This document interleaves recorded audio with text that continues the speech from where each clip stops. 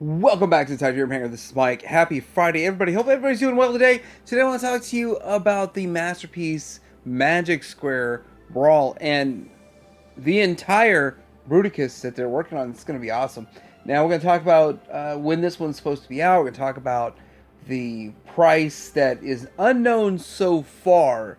And it's kind of fun. It's kind of exciting because of the fact that, well, I'm currently reviewing the Legends one. I've got three of the five components. The fourth one I'll be reviewing pretty soon. But it's kind of exciting that they're doing a masterpiece one at the same time. But we're going to take a look at this. We're going to look at the figure. We're going to look at the possible future implications this could have. And it could be a bright future for masterpiece collectors if Magic Square continues to play in the masterpiece realm. We'll talk about this some more coming up.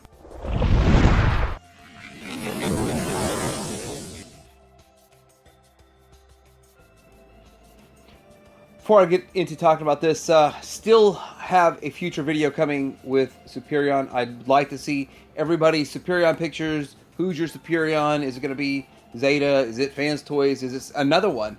And I have a Facebook link that you could go leave those pictures for a future video. Sounds like a lot of fun. I love Superion. Gonna have some fun with it. Also kind of like Bruticus. So I'm going to have to admit that I saw this Brawl up for pre-order on Magic Square when I was doing my news, and I skimmed past it because I just assumed it was put back out again because they're basically putting back out their Legends one. I didn't realize it was a Masterpiece one. I did notice the color was a little bit different, but I was thinking, yeah, they're coming up with another reason to put out another Brawl so that you can complete your combiner, so people will buy all the other components and all that.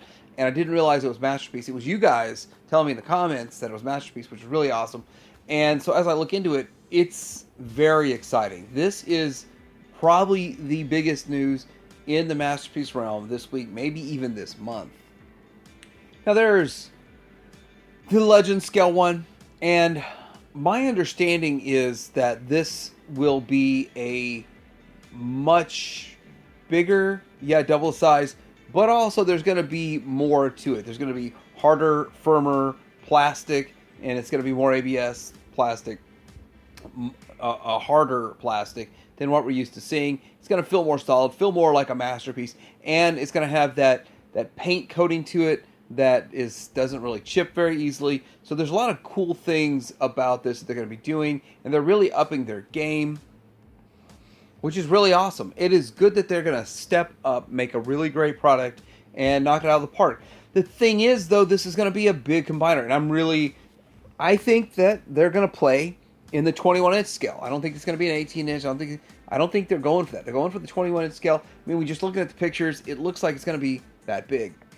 One thing that it doesn't surprise me, but it does, there's just an onslaught of pictures of this thing that showed up this past week. Multiple different people.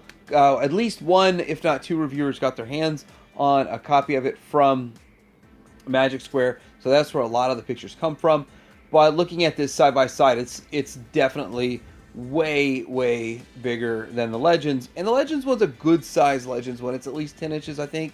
I haven't built mine, so I haven't measured it, but it's still got two more components to go, and I'll have the Legends one built. But looking at it, it is already complicated for a Legends transformation, but it's still really awesome.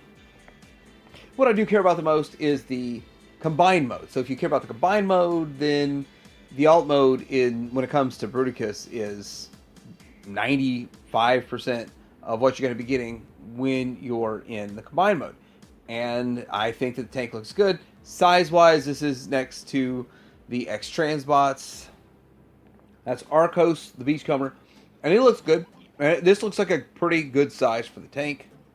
Now they are going with the original sort of foot coloring instead of the secondary foot coloring, which would have the foot match the leg.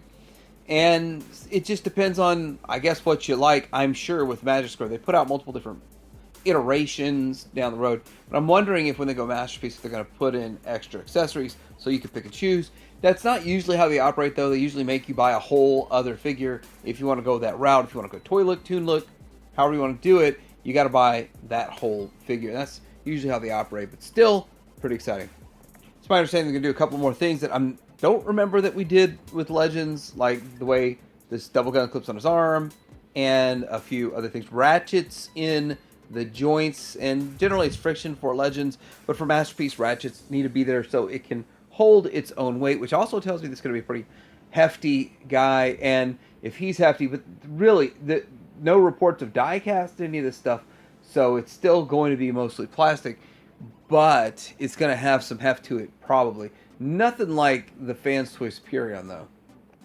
Also, this figure is going to have a lot of articulation. The Legends one had plenty of articulation also, and with that, it's going to be quite interesting to see what differences there are in this versus the Legends version, and probably not a whole lot. I'm really thinking that they're going to do about what they did with the Prime. The Prime didn't have a ton of different things to it for the Masterpiece versus Legends, but with this one, the ratchets and the joints, that adds something to it, but for the most part, I think it's going to be pretty close to identical when it comes to the transformation. Right, we really need to get into talking about what the implications this is going to have going forward. Now, it's interesting that Magic Square's only made Optimus Prime. They made a 1.0, bunch of recolors of that 1.0, and they can even say they called the white repaint an Ultra Magnus, even though it's not. And in their Legends, they even took the Prime mold and they made the Legends Prime into an Ultra Magnus. But they chose not to do that with Masterpiece. In fact, then they ditched the 1.0, which had the armor parts for the Legends, and then they made a 2.0 Prime, but still nothing else in the Masterpiece until this. So this is what they choose to technically be their second Masterpiece character that they're making. And with that, I expect the timeline to be about a year. I'm expecting a 1-year timeline because that roughly feels like how long it took them to do their Legends one. But this go around, they've already been there and done that. They're just upscaling it, so it should be relatively quick, in my opinion. I don't think it should take them 5 years because they've already got pretty much 90% of it figured out. And the last 10% of the upscaling and all of that still needs to be figured out. So, time horizon, I'm expecting about a year start to finish, with the first one delivering either at the end of this month or sometime in October. So that would be awesome if that's really true. And lately, Magic Square pre-orders have been going up when the stock is shipping, which is another thing that's a plus and a minus, but it's still kind of fun and exciting that, ooh, they're making that, they're putting that out, let me pre-order it, and it comes to ship a week or two later. The next thing we need to talk about is why this is significant. Why is this a big deal? It's like, okay, they're just upscaling their Legends to Masterpiece, but we've already got our Zeta, so who cares? Well, I was never a huge fan of the Zeta one. But when I bought Zeta, I bought it secondhand from somebody else that absolutely hated it. Absolutely could not stand it. They bought it, tried it out for a few weeks, a month or something, and then said, I just got to get rid of this thing. It's not what I want, and I'll wait for something. Well, it's been like 4 years or something since I bought mine. I got a really good deal on it, so I don't have any problem with it. But looking at them side by side, I've always known there'll be a better one. And I gave up even asking, will Magic Square make this? Will Magic Square make that? Will Magic Square make this? Because it just felt like they weren't going to do it. But now they're doing it, so now it opens up a whole ocean of possibilities, and it's exciting, but it's very G1 accurate. It is one that looks very much like what I want out of a Bruticus. And with that, I know I'm building the Legends one, but I think this one's got me way more excited than the Legends one, because I'd rather get rid of the Zeta and just go in on this one. Here's a screen capture from today's video. Well, by the time you watch this, yesterday's video. But the biggest question that all collectors that are paying attention to Magic Square and have a wish list for Masterpiece is, why don't they upscale their Megatron? It's cleaner in the front and the back than the MP36. And if they paint it like they painted this version, and if they paint it similarly to how they're going to go ahead and paint this Brawl, then this will be awesome for them to do a Megatron.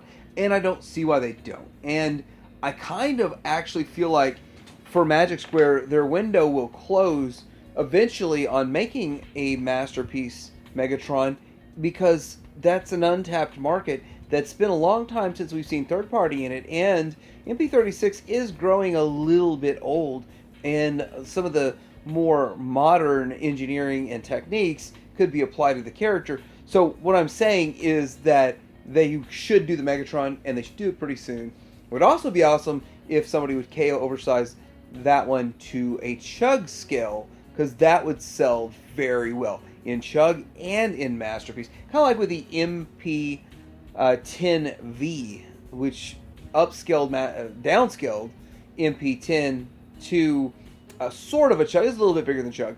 But if they upscaled this one to Chug and a Masterpiece, everyone would love it. The last question that is rumbling around in everyone's head is price, and I have to say that I don't know. There are speculations about price. People speculate that the Show Z price will probably be about $115 to $130, and that other retailers, U.S. retailers, probably retail around the $150 mark. But again, I don't know. I have no idea. But that seems about right. That seems like it would make sense. The other thing about this versus, say, how Fans Toys went about theirs, or X-Translots went about their combiners, and really is irrelevant for MMC. But the way they're doing theirs with the Legends is that they're breaking up their parts. So I just ended up reviewing the Onslaught, and Onslaught's packed with some leg filler covers. But then I'm going to be reviewing, Vortex? The helicopter. That one comes with a hand and the upper torso. So I'm assuming the other arm's going to come with the other hand and the lower legs, or the upper legs, to connect. So with all that, they spread out the combining parts over the figures, and to keep the price points all about the same, you get the bigger chunks in the smaller figures, which is pretty smart. I assume they're going to do the same thing with their Masterpiece scale. So what do you think about this figure, this reveal, this jumping into Masterpiece with a combiner? Are you disappointed that they didn't announce a Megatron? I kind of think the silver lining is we will eventually get the Megatron and some others. I think that this is going to do very well for Magic Square, and I do believe that Masterpiece collectors are going to jump on this in droves. And if they don't do it right away, they'll do it after a few reviews. But anyway, let me know in the comments below, like and subscribe. Have a great weekend. Tadira Hanger out.